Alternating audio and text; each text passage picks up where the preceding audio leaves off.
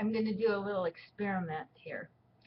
I'm going to watch this Arthur Miller video while I have the camera on, so that I'm going to let my reactions just be very open and natural.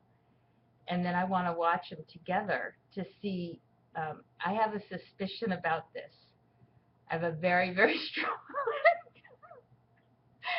a very strong suspicion, because most people wouldn't think it's funny, wouldn't think Arthur Miller's funny. I think he's hilarious. I can't stop laughing. So I'm going to just let it run, and I'm going to react and just do what I normally do, knowing that, of course, the camera's on. And what is this thing above my head? Oh, that's pretty cool. Oh, check this out. Oh, since I have a moment, if anybody's paying attention. Exotic Feline Rescue Center. Okay? It's a place here in Indiana. They could use any support possible. I think you can go on their website and probably get one of these and wear it to support them. They're a wonderful, wonderful, great place. I go there frequently. Well, semi-frequently. Okay, so I'm going to go, let's try this and see how it goes.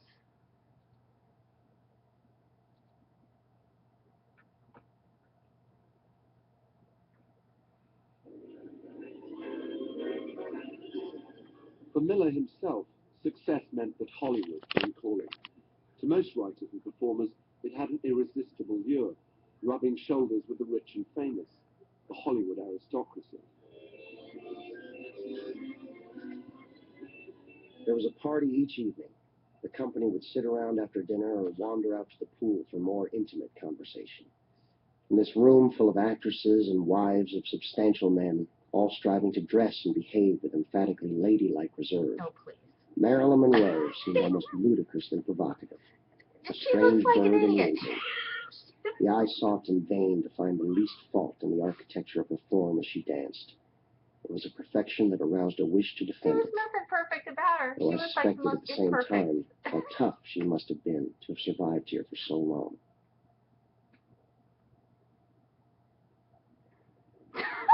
The very inappropriateness of our being together was to me the sign that it was appropriate, that we were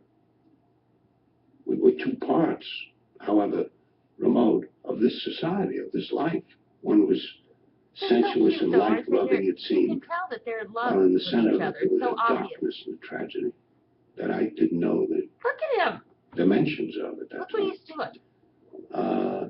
And the same thing was true of me. He was So it stabbed in wasn't the that back. crazy. You see what's behind him? He's letting you And know yet, and he then was at a stabbed in the certain back. point, And he's you also letting you know decided that something you fell in else. love. Yes. He knew. Look at that thumb. After that first meeting, though, your first impulse, I think, was to escape, to resist. You've written in the book, He's so cute. flying homeward, her scent still on my hands. I knew my innocence was technical merely, and the fact blackened my heart. But along with it came the certainty that I could, after all, lose myself in sensuality. Sensuality, not sensuality. In other words, you'd fallen Sensuality. head over heels in love, and Yes, right. but at the beginning, why do you think she needed you? What drew her to you, do you think? I have my guesses. First of all, I took her at her own evaluation, which very few people did. That's true. I I'm thought sure she that's was a very true. serious girl way back, and that she was struggling, I thought, because she generally was thought of as being a rather lightheaded, if not silly, human being. That's because I loved her, so I took that attitude He toward was her. stabbed in the back. Do you see that background? So the best of her, she thought, was in my eye. Therefore, the hope she had was with me. The affair turned He's Miller into an beautiful. A-list celebrity. What's not It was to love? Hollywood's strangest coupling, the world's most glamorous screen icon with one of America's the way- foremost left-wing thinkers. Oh, it's one. Miller's See, but own one for relationship the with the book. movie He's going to pull business out had one been book. compromised You from just the watch. start. The studio What'd I bosses were tell you? deeply I knew wary it. of his politics. In 1951, Columbia It's all Pictures staged. bought the screen rights to Death of the Salesman. Then, against Miller's wishes, they excised Gems. passages which suggested Something. disenchantment with American society, reducing the character of Willy Loman to a psychotic.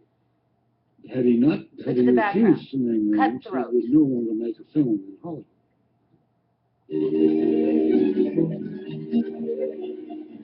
London Airport. Down in the passenger list as Mr. and Mrs. Miller, a honeymoon She's couple arrive in making sure Britain you to see her. face the Look at biggest the headlines glasses. in Look at text the and film sunglasses, business. for God's sake. Yes, it's Marilyn Monroe arriving with her playwright How can husband, you Arthur not Miller. see it? Flashbulbs were popping from every angle, but Marilyn had nothing to say for the microphone. They married in 1956. The headline said, "Egghead marries Hourglass." And their honeymoon in London Which one's the coincided with egghead and Monroe's which one's shooting the of Prince hourglass? and the Showgirl with Laurence Olivier. Think about it. But Miller wasn't supposed to have gone on honeymoon, nor even to have left America, for by now he too had been subpoenaed by Joe McCarthy to be examined before the Committee for Un-American Activities. One was struck time after time by the unreality of it all. Yeah, That no is, the kidding. committee was acting, as in my case, for example. I feel your pain. Congressman Walker of Pennsylvania, let it be known to my lawyer the day before I was to go before the committee that if I would permit him to take a photograph with Marilyn Monroe, he would call off the hearing. Now, of course, I didn't agree to that, but the point of it was that this wasn't, at the time, it didn't even shock me. Well, I refused, and when I refused, he comes in the next morning and pretends that I'm an imminent danger to the whole Republic. Miller's subpoena so sent funny. shockwaves through the movie industry. If Marilyn Monroe's husband were proven to be an enemy of the state, She loves it could him. be very Look at bad that. for business. It's so obvious. Marilyn's studio boss was the autocratic and rabidly anti-communist Spiros Rabidly. Skouras. He is a rabid All animal. That's your good people. He certainly tried to intimidate you, Spiros Skouras, didn't he? Well, when my turn came, He's it funny. was, I forgot now, some years later. And he came to see me. And he was the head of 20th Century Fox. And he said, Arthur, I hope you're going to be a good fellow and you're going to do what's right. And plus, he was only interested in me because I was married to Marilyn, who was their biggest star.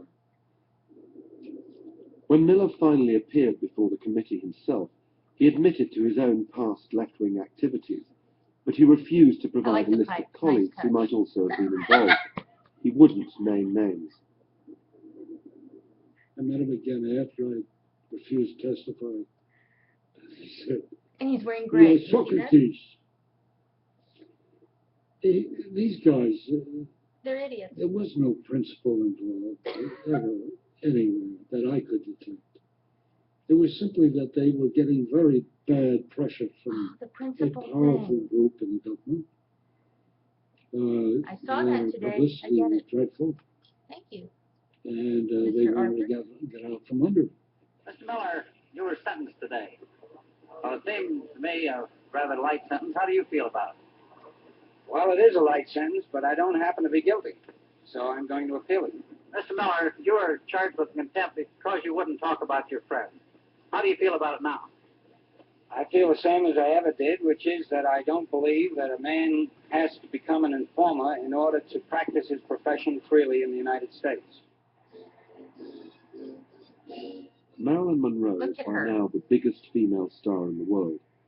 Acting as her consort was becoming Why a do you suppose full-time she wore job. those torpedo bras all the For a time? while, You don't Miller suppose she was trying to stopped make a writing point, to look do you? after Marilyn and her Check out those emotional sunglasses. needs, but he was increasingly uncomfortable in the goldfish bowl of publicity. And now, Marilyn's state of mind and health were deteriorating. Yeah, I'll bet. She'd had a series of miscarriages, and she was relying more and more on barbiturates to calm her demons. But she worked I'm on. not buying it. Movies like Some Like It Hot continued the Monroe legend, while Marilyn herself was falling apart. Can you describe what you refer She was to as falling the to pieces. inevitability of her tragedy?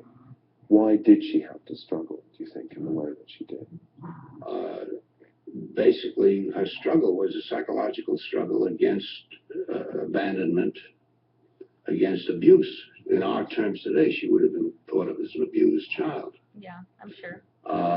Now, the psychological damage that creates is very well known.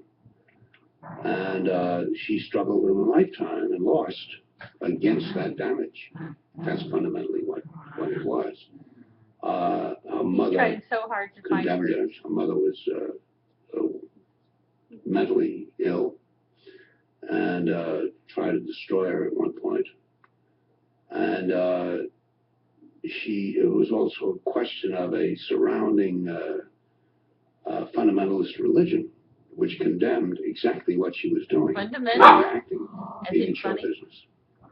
But did you see that? So that there was a stain of the illicit and the condemnation always there at the same time. She was in rebellion when she acted, and she expected punishment as a result of it, somewhere in that psyche. Well, she got it, I think. There's a number of forces that were working for it, and some of them were particular to her, but by no means an unheard of type.